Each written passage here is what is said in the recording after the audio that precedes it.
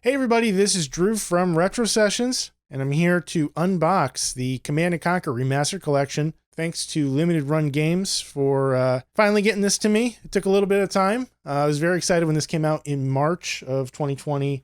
This game was one of my favorite childhood games, and I was super excited to see both the original Command & Conquer and Red Alert remastered for the PC. I don't think I've ever ordered a collector's edition as quickly as I did this one, and I don't think I've ever spent as much money on a collector's edition as I did this one. Unfortunately, due to the pandemic, it took a little while for them to get the product actually completed, so here we are, mid-October, and it has finally arrived, and I'm very excited. I'm going to share my unboxing with you all today.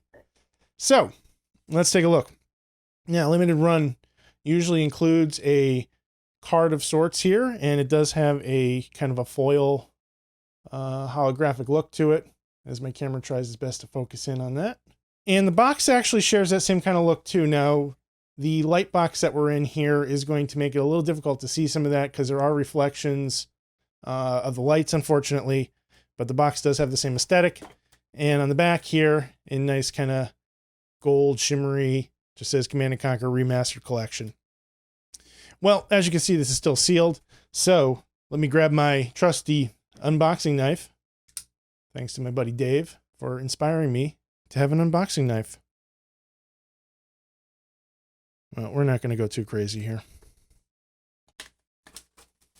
Now, growing up with Command & Conquer, oh man, so many memories, just hours and hours in front of the computer. All right. Now that I've struggled with the plastic, here we go. The moment I've been waiting months for. And just in case you haven't seen it, sides of the box, you have your Allied and your Soviets, GDI, nod. Even has like this embossed feel to it, the entire thing. Super high quality. Love it. And we have our tech trees, and this is really cool. These are all laminated. It's totally unexpected to see these laminated. It's unnecessary, but they went the extra mile to do so. Unfortunately, it looks like the lamination on this one didn't quite catch. You can kind of see along here. So, not perfect, but certainly way better than I would have expected, you know, under any circumstances. And we do have, you know, for both the games, for Red Alert, Soviet and Allies, for Tiberian Dawn, Nod and GDI. And this is just a nice throwback to the old instruction books and materials that used to come with the games. Next up, stickers. I don't know that I'll use these. I'm not a sticker person. I'll definitely keep them. I'm not going to get rid of them. But I don't know that these will really find a home anywhere in my collection. I'm not the type of guy that puts these on a laptop. We have a poster. And this is going to be really interesting. I'm trying to open this up inside a light box that's about 1.5 feet wide, 2 feet wide. So we got Red Alert. And then on the flip side, the original Command & Conquer poster.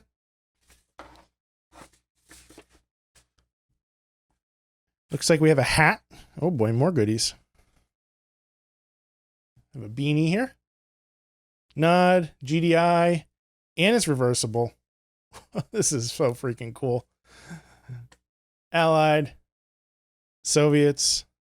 Almost looks like they didn't really stitch this too well. The red seems off. Almost looks inside out, but I don't think it is. Like the logo. But I mean, if I'm going to wear this hat, I got to represent Nod. You know, how can you not, right? All right, more goodies. Where do we go from here? Well, let's dive into the patches, I suppose. These are cool because they are set up in a way with Velcro where you can take them off and put them back on. So you glue the Velcro or sew the Velcro to whatever you're wearing, and then you just apply the patch on. You take it off when you throw it in the laundry. These are really cool. Again, not sure that I'll use them. I've always wanted to be a patch person, but I've never gone to the length to find something that I love so much that I would put a patch on it. Over here, we have a USB thumb drive. It's part of the Tiberium.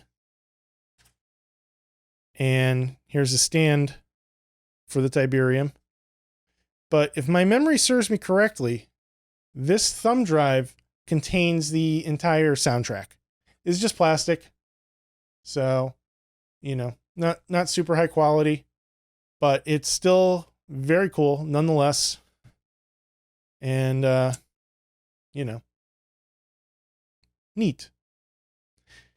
It's also mind-blowing that all the data is really contained right in that little bit. Technology, right? Let's dive over here. Digital Assets Collection. Contains the art book, faction icons, posters, tech trees, basically everything I already have physical. Just digital versions of them. Pretty cool. I dig it. Let's go to the art book. And this is it's a pretty beefy boy here. Kind of chunky. And we're going through all the assets. It has concept artwork, 3D renderings. I mean, this kind of stuff is way cool, especially if you are a longtime fan of the series like I am. However, this is also the kind of thing that I would probably flip through once and never touch again, because there doesn't seem to be much substance to it other than the art. So, very cool. But I will admit that this does feel a little low effort compared to the rest of the package so far. We have some instructions for the Tesla Coil and Obelisk figurines, which I might as well... Well, no, we'll save those for last. Here we go with Remastered Collection soundtrack on compact disc. 6 CDs. This is so cool. And it's signed by the composer himself, Frank Klepacki. Huge fan of Frank Klepacki's work. I discovered him through Command and Conquer. And I've been following his career ever since. I've even purchased some of his solo albums. So I think those are worth checking out if you haven't.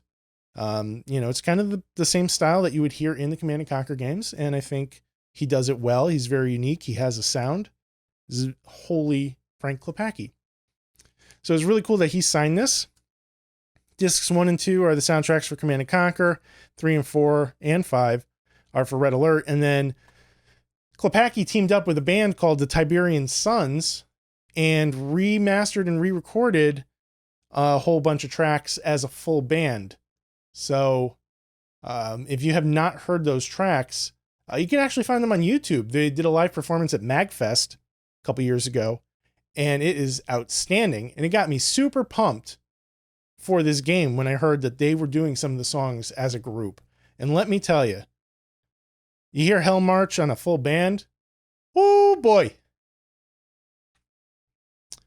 We have some pins. I don't know how I'm going to get those out. There's a good look. That's going to take some effort. So we're going to leave them.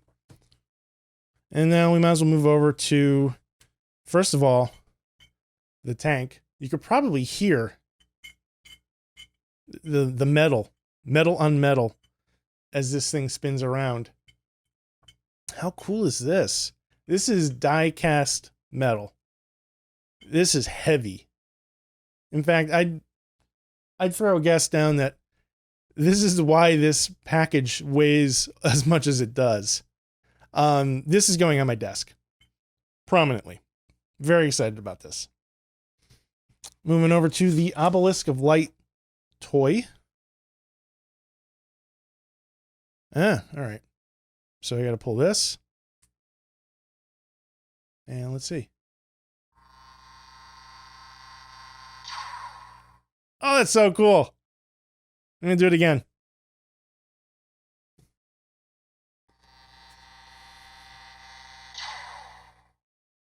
I hope the microphone picks that up.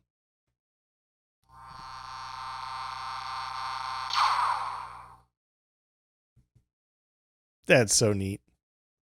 I love it. And we have a Tesla coil, which is supposed to do the same thing. Now, these are both made out of plastic completely. Not unexpected. Battery door down here. Looks like it takes a watch battery. Oh.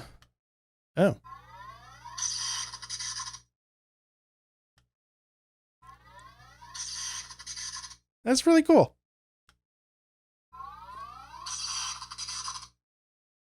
Very nice. So it's a little hard to see in the light box. Just lights up like a nice blue. The entire structure here presses in and it lights up. That's really cool. I'm gonna try to get these pins out. Well,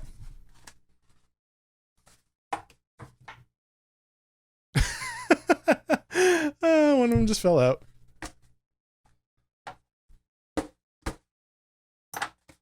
Very cool pins. Again, not a pin guy.